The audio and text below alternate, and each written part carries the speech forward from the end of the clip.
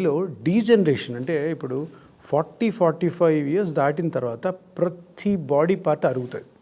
Right. So అది తప్పదు, that is nature, దాన్ని ఎవ్వరు ఆపలేరు. అదృష్టవంతులకి అది డీజనరేట్ అయ్యి 65-70లో నొప్పి రావచ్చు, కొంతమంది 35లో రావచ్చు.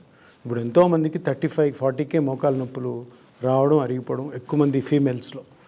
సో ఈ డీజనరేషన్లో ఇంతకు ముందే యుఎస్లోను కొన్ని వెస్ట్రన్ కంట్రీస్లో పిఆర్పి స్టార్ట్ చేశారు. అది ఒక చిన్న injection therapy plus also patient own blood తోటి చేసేది.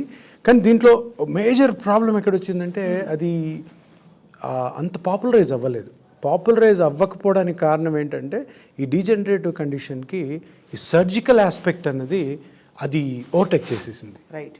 సో జనాలకు కూడాను ఒక సర్జికల్ టెక్నిక్ తోటి ఒక కండిషన్ని ట్రీట్ చేసుకోవచ్చు అనడం అన్నది పబ్లిక్ మీదకి కంటిన్యూస్గా తీసుకెళ్ళి ఆ సర్జికల్ ఆస్పెక్ట్ ఇదైంది. ఇది సీరియస్గా కాదన్నాడు కాబట్టి ఇది 100% సీరియస్. వెన్ జనాలు అంటే సొసైటీలో ఇది చాలా ఎఫెక్టివ్ కాబట్టే ఎవరో తయారు చేశారు, ఎఫెక్టివ్ కాబట్టే దీనికి FDA అప్రూవల్ ఉంది, దీనికి ICMR అప్రూవల్ ఉంది.